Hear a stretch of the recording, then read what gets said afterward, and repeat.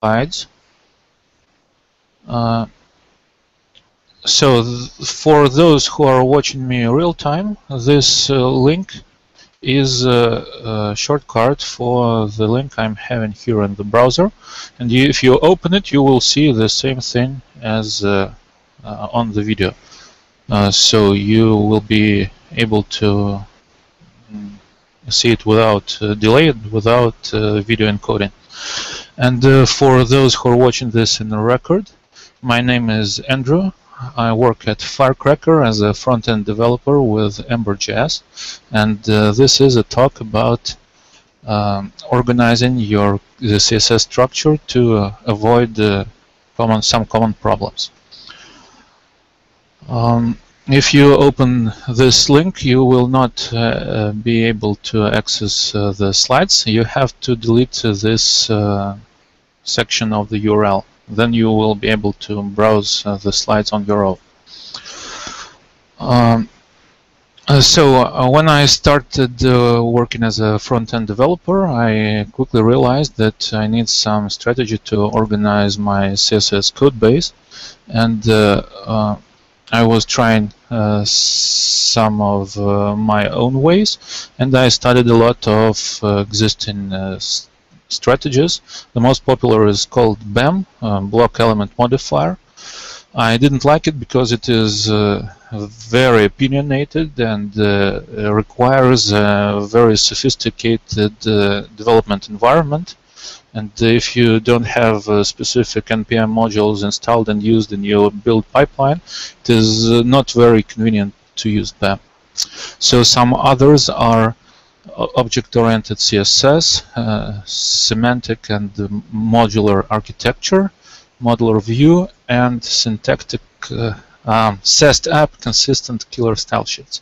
So this is not a joke. This is a real methodology is proposed by someone on GitHub. It did not make it into a real methodology, but it made me think about why I'm not satisfied with every of those existing methodologies, and to come up with my own. So I borrowed the stuff from every one of those, and I will now tell you about my strategy. It is not better than any other strategy. It's just different, and you should use whichever you like. So this topic is very holy warish, and if you feel anger, and if you are strictly so if you feel very different about what I'm talking, this is very normal. This is just one way of doing things. So we start by using a CSS preprocessor. The most popular now is the one that is talked about the most is called PostCSS. This preprocessor is very different from others in the sense that when in a conventional preprocessor you create like mixins and functions to extend your functionality.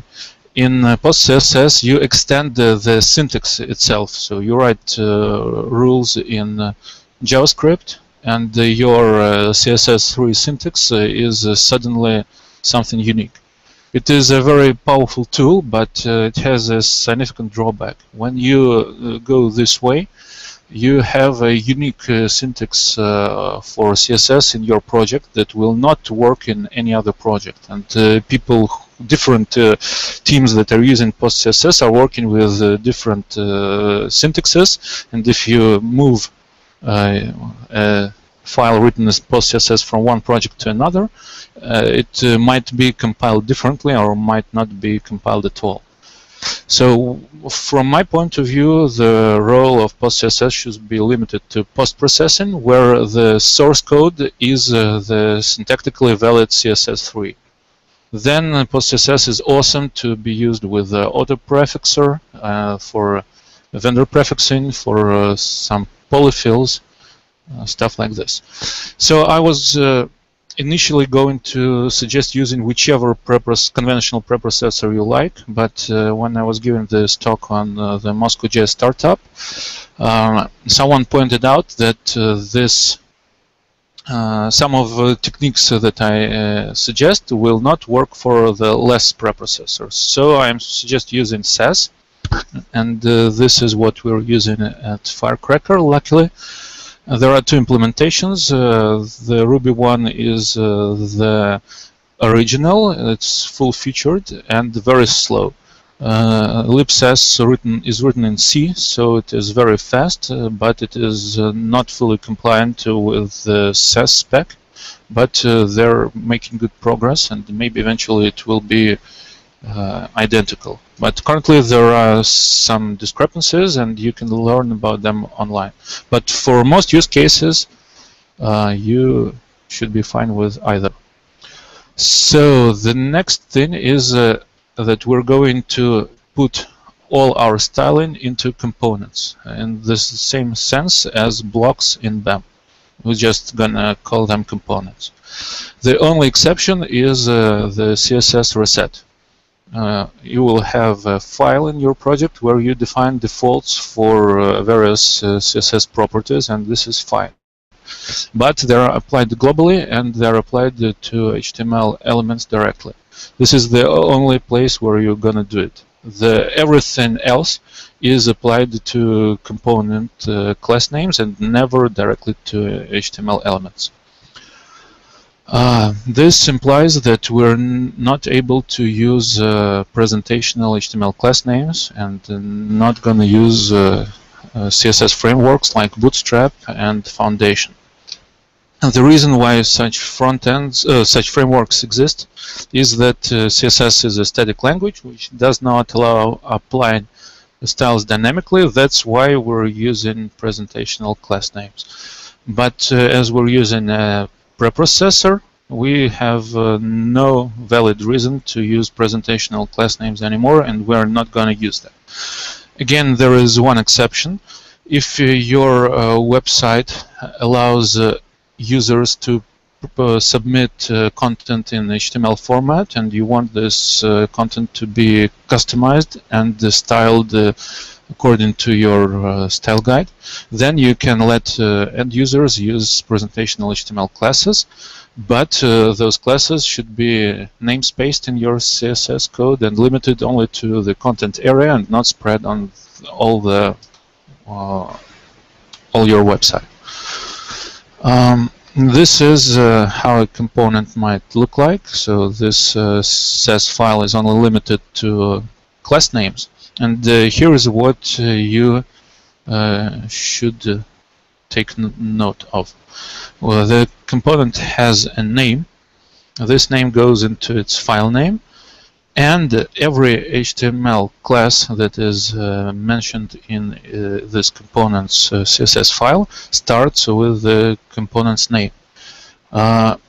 This is used as a namespace for your styles, and whenever you apply a style to inside the component, you are sure that the style will never leak outside of component and be applied somewhere else on your website.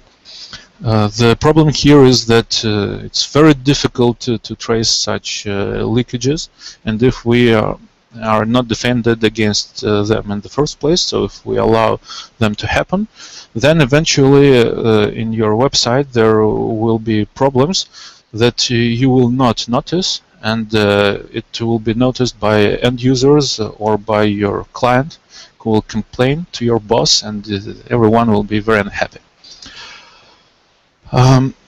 Another thing to note is that the class names go into a flat list.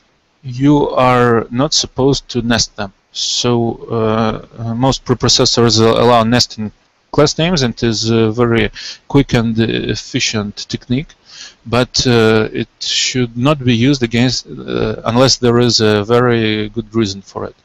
Why it should not be used? Because when you use compound HTML class names, they have So the component selectors, composed of multiple HTML class names, have bigger specificity than simple class names, and it becomes more difficult to override them, and you will eventually find yourself using the important directive to override class names, and this is a road to unmaintainable CSS code, so we're not going to use that. We use a flat list, and I will mention all exceptions later. So we have component files called named like this, and those files should go into a single folder in your code base, forming a very long flat list of component files.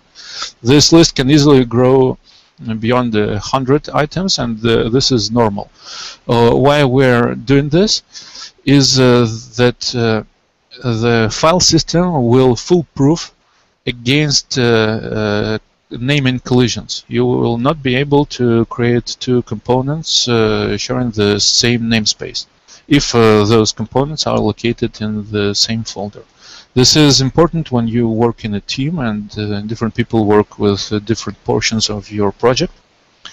And using this simple trick allows you to prevent naming collisions. So you can notice here that some files have folders, and you can extract. So when your component grows very large, you can break it down into multiple files, and those files will go into a subfolder sharing the same name. So then we're going to talk about modifier classes. Those classes are applied dynamically with JavaScript or with a server-side template engine, and they are supposed to dynamically adjust the behavior or the state or the looks of an HTML element. This is how class names are written in the BEM methodology. As you can see, the class names grow very large. It is very difficult to type them. In a real BEM project, you're not supposed to write them by hand. You have a sophisticated build pipeline that will assemble those class names, both in the CSS and in HTML. But if you're not working for Yandex, you're probably not going to have this pipeline in your project, and you'll end up doing this by hand. So another option is what is offered by the SMAX methodology. SMAX assumes that you have global modifier classes, and those can be applied to any HTML element. The problem with this approach is that different elements might require different styling for the same state. For example, if this element goes active, it must have a different opacity, and if another element goes active, it might grow in size, for example. And you will still end up doing the same thing as in BEM, having this modifiers unique to each element. Another problem is with the display property, which has no default behavior. So if you're using display none, the element is hidden. But if you're using, if you want the element to be visible, you have multiple options. It can be display block, table, and line block, or anything else. So that's why this approach is not optimal. What I suggest is to combine benefits from both approaches and to write class names like this. So we have those modifier classes exactly like they are in the SMAX methodology, except that I suggest throwing away the is word and have a convention that if a class name starts with a dash, then it is a modifier. Those modifier class names are supposed to be written in your CSS code together with an element HTML class name. So they're never those modifier class names never appear alone. This is important if you apply any styling to such a modifier directly, then it will leak to all components where this modifier is used. So if you want to apply styling to a modifier, you use this modifier in conjunction with an component class name. And you can mix them, so you can be more specific. Now this is how it looks. Again, you're not supposed to write this by hand. You write a component name once, and then you use the ampersand feature of the majority of preprocessors to apply this modifier class name to the HTML element, and this is what is compiled into. Some developers also use the ampersand to break a compound class name into to make it simpler, especially when they work with BEM. But if you do so they have like foo, and on the next level of nesting they have ampersand bar, and on the even further level of nesting they have a modifier. If you do it like this, you will end up with your CSS code to be very unreadable. When you will not, so imagine that you have this portion of the CSS code visible on your screen, and when you look at it, you are unable to tell to which HTML element this style is applied to. You have to scroll the file all the way up, and you have to constantly scroll to well, to understand where you currently are. So I suggest that we write element class names by hand and apply modifier case with the ampersand keyword. In addition to modifier classes that represent state, I suggest that we also have a convention for modifier classes that represent kind, and we start them with an underscore. Here's how it can look like. We might have a menu where menu items should be styled uniquely. For example, we want to apply individual icons to menu items. So we apply icons using the kind modifiers, and apply the state using the state modifiers like this. So this was the easy part. Now comes the difficult part. This is the paradigm that is commonly used in CSS, and this is how CSS works. So when we apply styles to an HTML element, we describe its looks, for example, background color, and we define this element positioning, for example, float.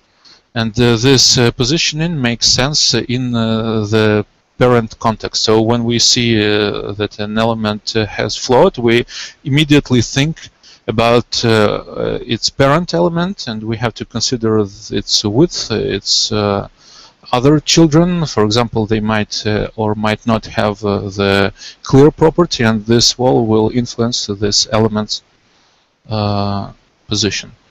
So we're gonna not use that, and instead we're gonna use a different paradigm. Each element will define its own looks, and it will define the positioning of its immediate children. Of course, we are not able to adjust how CSS works. We have to use what it provides, but we can organize our code base differently, and we can think of our HTML elements differently, and it will make it very different and very easy to work with the CSS styles. Here is an example. So we divide all CSS properties into two categories. The external ones are like float. They define the positioning of the element, or different properties of the element, which depend on its parent context.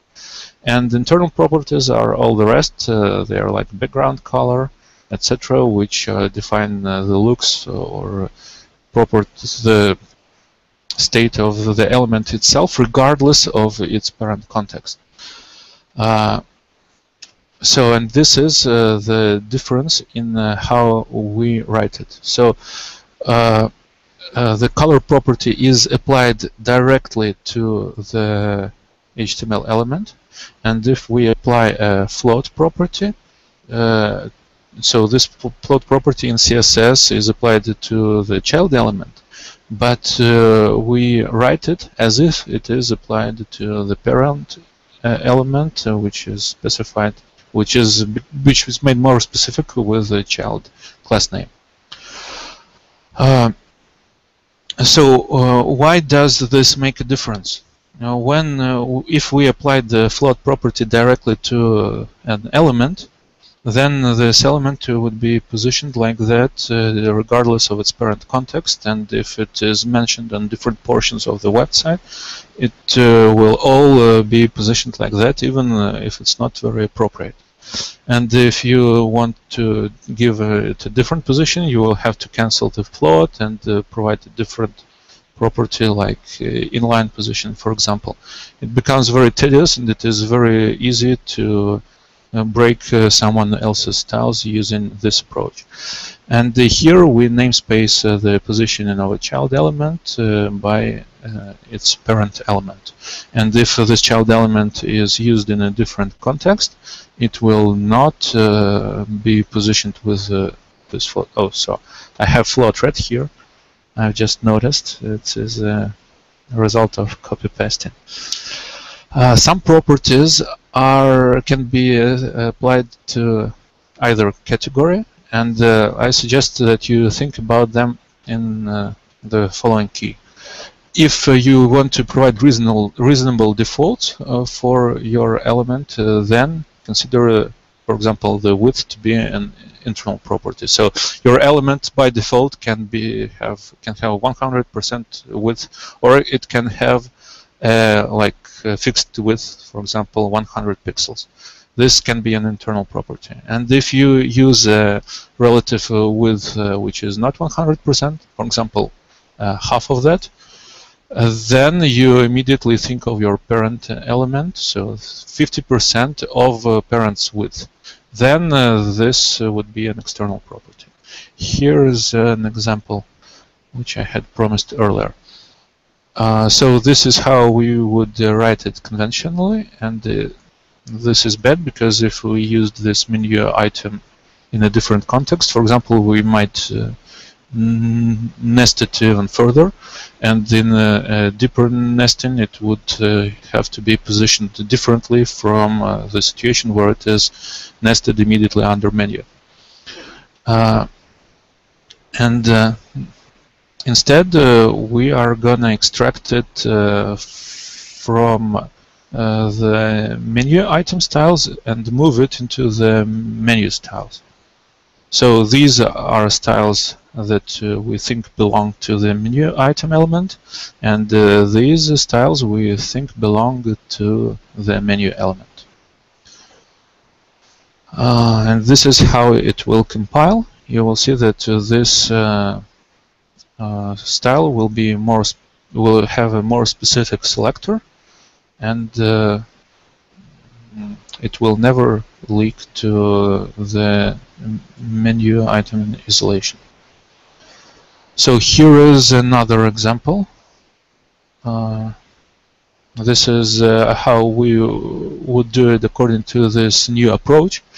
But so this is describes a very common technique where we use div elements to mimic a table. We normally have a table row, and a table cell.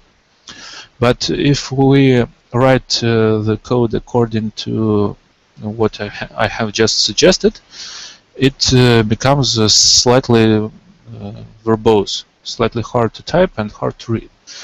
So this is how it would compile. But I suggest that we can simplify this by grouping these blue portions under a common context. This is the example. So we assume that all the styles belong to the topmost element because they represent a table, And if we have this element outside its this parent element, the styling of a table cell will not make sense. So in this situation where we use multiple HTML elements to do a single CSS trick, we can combine all styles under a single parent element, and it will make it very readable, because the code that implements a certain technique is grouped together, and all other code that does not belong to this technique, for example coloring, fonts, they will appear below and will not be mixed with this. And here is how it will compile.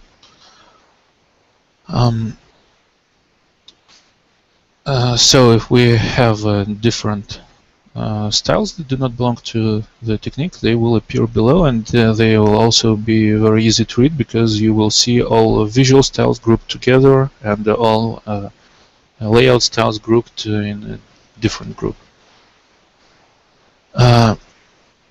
So what do we have next? We might have a situation. So this is some random component. It has a certain structure, and this component might change its state. Imagine that on a certain occasion, this component should be considered to be active, and it looks need to change. Now imagine that when the component becomes active, this element might need a different internal style, for example different color. So if we use the modifier class names like described previously, we will have to duplicate this modifier class name to apply styles to different individual elements. This is very tedious to do. This is the way how it is done in the React engine, but from my point of view this is very tedious to do, and it pollutes your template with unnecessary code.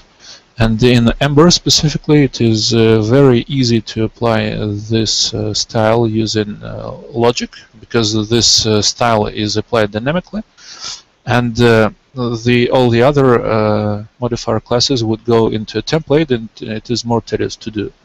So instead we will so what we want to do is we want to apply an internal style like color to an inner HTML element when this parent element obtains a modifier class, and this is how we would write it.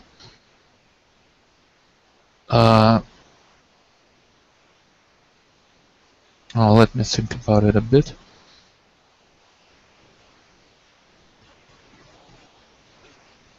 So we have, here is what's going on here. This is a description of internal styles of the base elements of this one, and we wanted to obtain the color, but so in this case we want to make it bold.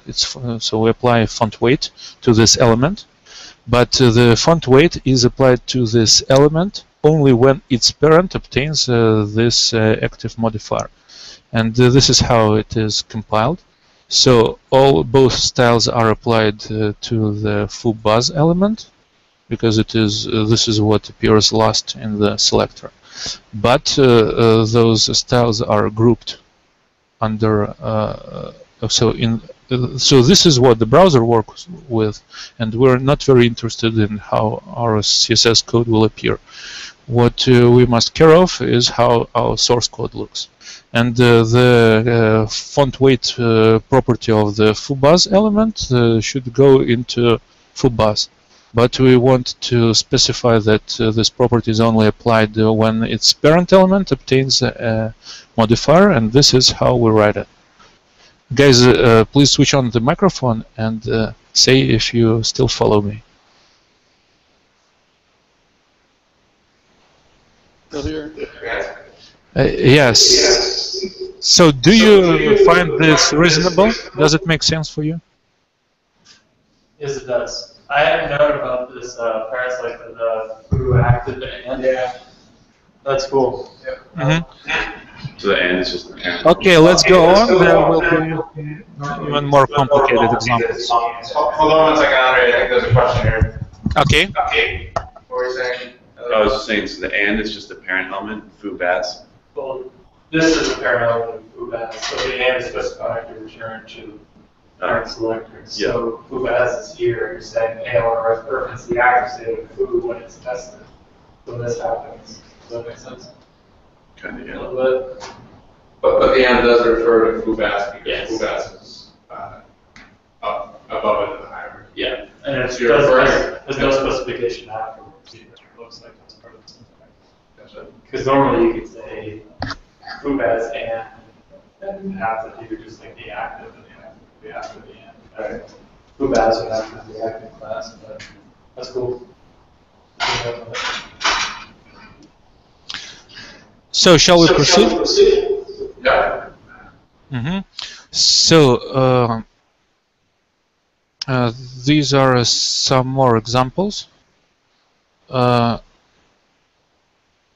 this is how an external style is applied. As you can see that the width property, if it's a reasonable default, then it goes directly into the element, and if the width property is specified relative to the parent, then the style is grouped under the parent element, and we consider that it belongs to the parent element. In internal styles, it is a different situation. Both properties are grouped under the foo bas element, so under the child element, but they are applied differently depending on the context. So this is another example, just a random component which has all these techniques in one place. So we have a parent element and a child element, and we can see how different styles are grouped. So both the width and the font weight property are applied to the foo bas element, as we can see in the resulting CSS, but we group them differently in the source code. Another situation that we might run into is that we have a component that needs to look very differently depending on where it appears. So consider that we have a generic block component that is reused in various portions of our website, for example, in a sidebar, in a list of thumbnails, and want it to look very differently. This is how we're going to solve this problem. At first, what conventional ways of doing this exist? So one way is to group the individual styles of the block element inside their parent context. So we need to style the block element, but as we need different styles in the sidebar and in the article list, we put those styles into the sidebar and article list files accordingly. This is very bad because those styles belong to the block element, to the block component, and we should be able to find them inside the block component file and not anywhere else. And okay, let's move them under the block component and use the technique described previously. And this is what we're going to end up with. This is better, but not much better, because now the block component will have to know all contexts that it might be used in. And if we're going to reuse this block in another context, even if we are going to reuse one of its existing styles, we will still have to edit our block component style and add another selector, for example, here. So if we would need to use this styling in another context, for example, in a news page. Then we will end up opening the block.cs file and add the selector here, and it is very tedious to do. And when this component is removed from one of its contexts, we will forget to clear its mentions in this file, and so we will have garbage styles here which are never used but still occupy space, and most importantly they occupy our attention. And another problem with this approach is that the styles that belong to one so we have look A and look B. They are coded with different colors here, and you can see that the styles belonging to one look are spread into different portions, and it is difficult to read this file because we have to find the different portions of the same looks in different places. So what I suggest to do to solve this issue. So we have oops, this is a cheat, so we can look into the future like this. So we have a block file which represents our component, and this file only contains the styles that are universal for all its looks. So both look A and look B will have this font weight normal styling. And we describe unique looks into a subfolder called the same as the component. And in this folder we create a mixins file which describes the look as mixins. So for non-front-end developers, mixins in SAS are like methods in programming. So it's a function that has side effects. Mixins inject styles into a place where this mixin is invoked. So what we have here. And by the way, we can split this file into multiple files. So if those styles grow large, we can create 2 files instead of one, and so it will be block fancy mixin and block cosmic mixin. And this is how we're gonna use it. In the parent context, we invoke this mixin, and those styles get injected into the parent context. And at the same time, we have a correct separation of concerns. So the block file contains only styles that are universal for any instance of block.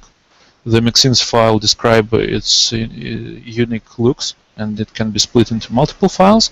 And in parent contexts, we invoke those styles. And if we want to reuse an existing style, an existing look, we do not need to adjust this component. We can just reuse the mixin.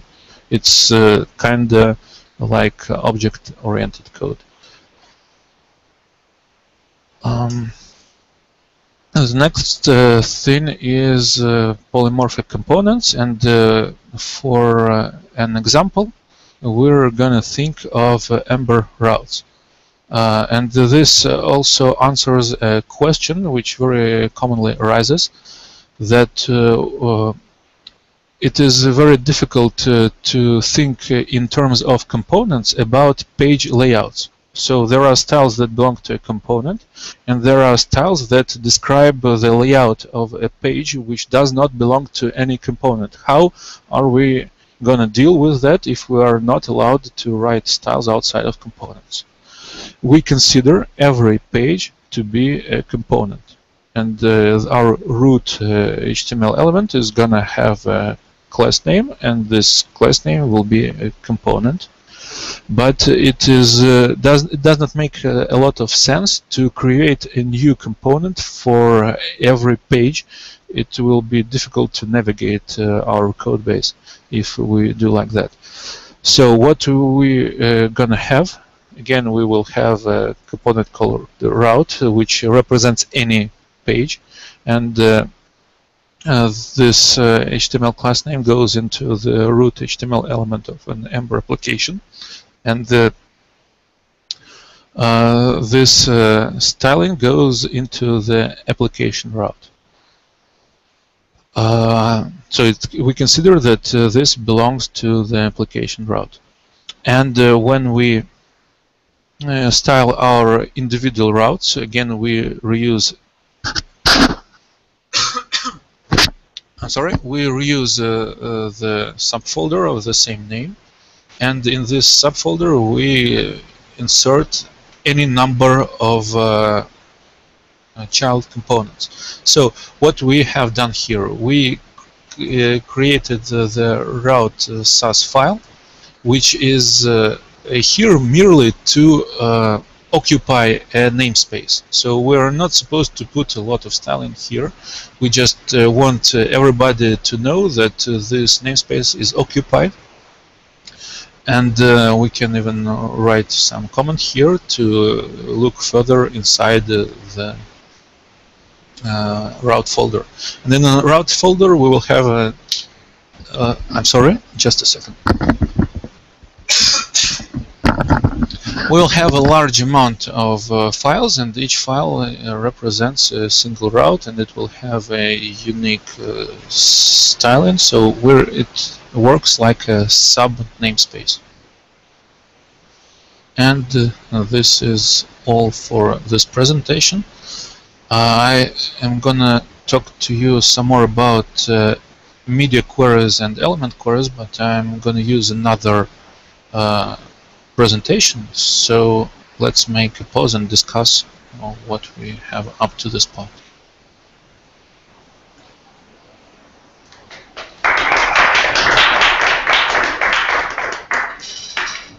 Thank you.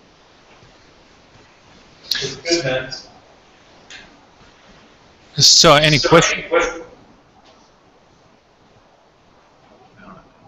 Are you using this system for the exam sim? Yes, I'm styling the exam taking screen using this approach, and all the structure is already in the code base. And I hope to reuse it in all other projects too. And I have been using this approach on several workplaces before, and many projects.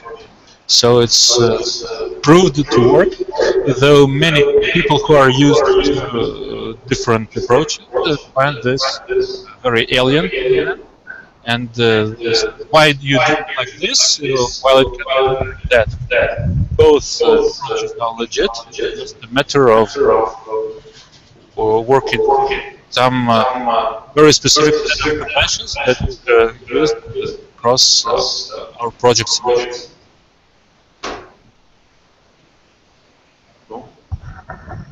So now that you've been working with this technique for a while, what type of things trip people up if they're just starting with it? Or what gotchas would you highlight? I can tell what problems meet other developers when they are using this technique, because nobody is in it except for me. And I was sharing it to some developers, but nobody adopted it full scale. And so you guys will be the first to try it, and at least I hope so, and we will work through all the matters that arise.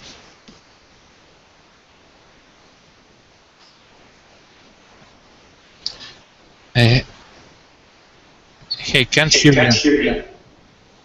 Yeah, Jeremy keeps muting us. Jeremy, do you have something constructive to contribute here? No, just trying to manage.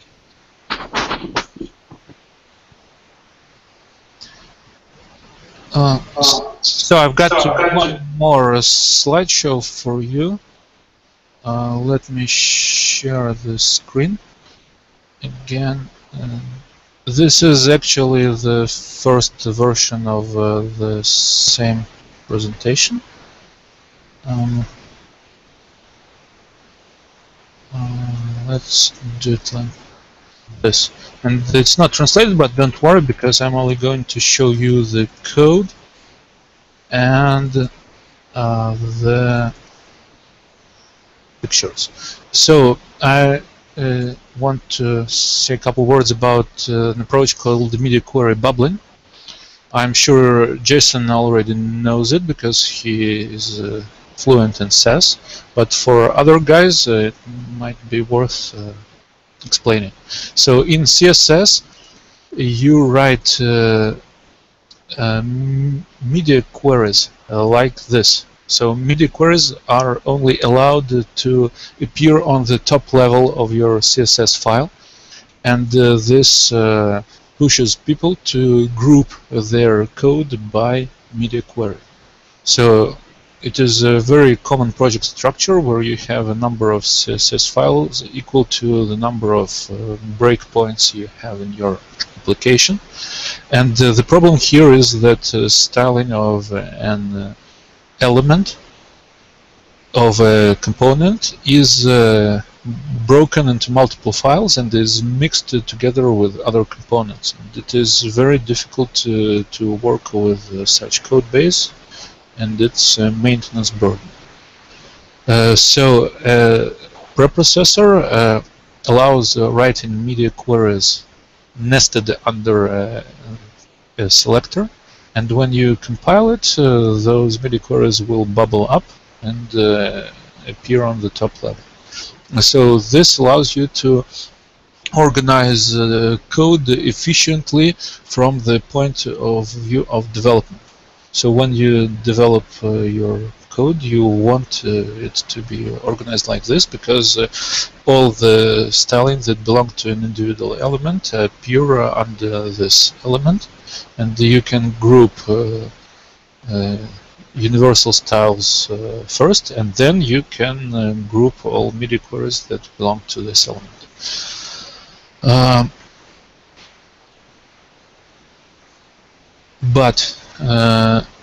So this approach has a drawback that your resulting CSS file grows with multiple mentions of the same media queries, and many people use it as an argument against this approach.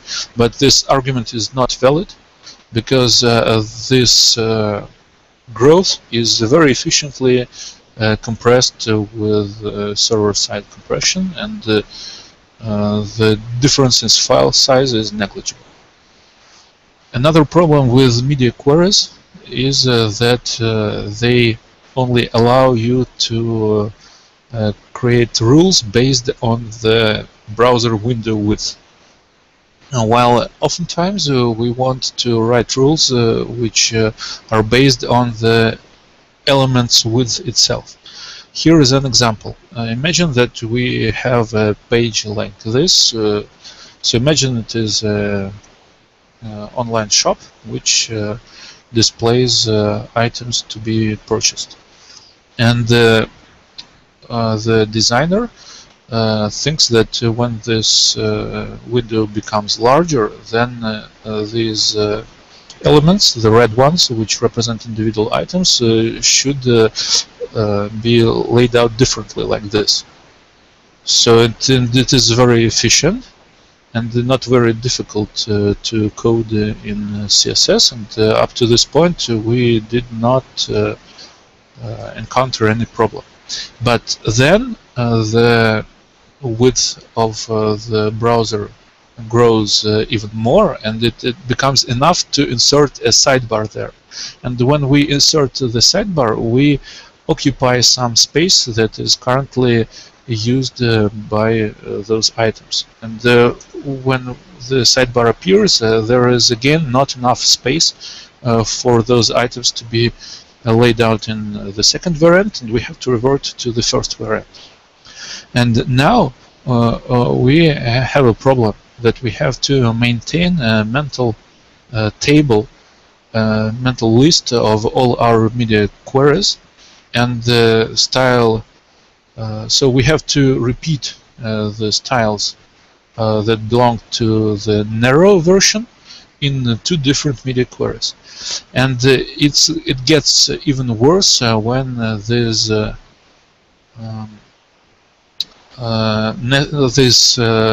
layout rules are nested. So imagine that this inner portion of each individual item also has some layout, and this layout should be different depending on the width of this inner portion. So if this inner portion is wide, then we want to write some text on the side, and when it gets narrow, then we want to write some text on top. And this is where it becomes a nightmare. So when you use media queries to organize complicated nested layouts like this, and they all should rearrange depending on their width, then it becomes absolutely tedious to write media queries. There is a solution for that called element queries. Unfortunately, this solution is not part of the CSS standard, and it requires a JavaScript library to work. And see how your CSS code can be organized if you use element queries. So you apply styles conditionally based on the width of individual elements, and you do not care about those elements' context and about browser width. You say that if this element is this wide, you apply this style. And you can specify specific width, and you can specify minimum maximum width, so like ranges. It is very efficient, and if you do complex rearrangements in your responsive layouts, this is the way to do it. There are drawbacks for this technique specifically. The JavaScript library does not work immediately. First, the user will see all the styles loaded without those attributes applied. Then the JavaScript fires, it walks through your CSS code, finds all the mentions of those attributes and applies them to elements which need them, and suddenly your CSS code starts working. This is called the flash of unstyled content, and it is something that will make your user's experience worse. But it only concerns server-generated websites. If we use a front-end framework which has its own loading period, and the HTML elements are generated on the front-end side, up to this point the element query JavaScript library will already be working, and so there is no problem. There are a couple of so there are several libraries that implement element queries, and my favorite one is called element query. It has the most efficient syntax, which you can see here. Unfortunately, this library is not maintained. It had no updates for a couple of years, and it also is built with jQuery, making it not very performant. There is a problem, a common problem to all element query JavaScript libraries, that they have to parse the CSS file in order to have an idea which HTML elements to look for, and which specific attributes to apply to those elements. This parsing of the CSS code is very slow, and different libraries offer different solutions. So the element query library suggests that you develop your CSS code like this and do not care about performance. And when you're about to deploy to production, you open your website and fire this line of code in the console. This line causes the library to parse the CSS and produce the following structure. So this is a string in the JSON format, which is produced by this line of code. And you insert this piece of code into your JavaScript, and suddenly your element query library does not need to parse the CSS file because it's parsed beforehand. And then it's very quick. But still, the library is not performant, so the way it applies those attributes individually is not as fast as it could be. The other library is called EQJS, and this is the most performant library to the moment. They have their own performance tests, and they claim to be the fastest. I did not compare them myself and did not find any comparisons on the web, but I think that we can trust this guy. But unfortunately, this library is not as convenient to use as the previous one. So what we have to do here is on every HTML element, we have to manually define which breakpoints we're going to use in the CSS. And in the CSS, we use them like this. It also is hard to type, and I normally use SAS mixin to make it simpler. And this part is fine. So it is this part that is tedious to do. And there is one more point with element queries. Sometimes your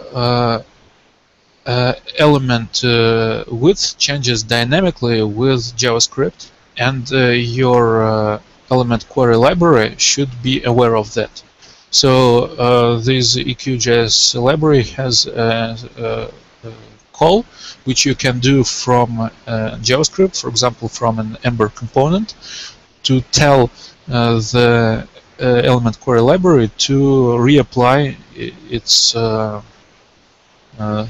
specific size attribute. And I was experimenting with Ember, and I was able to hook this call to element query library to Ember's run loop, specifically to the portion of the run loop that comes immediately after render. So the HTML code is re-rendered by Ember, and this is when the library gets re-invoked, and the user does not see a flash of unstyled content. So that's it from me for today.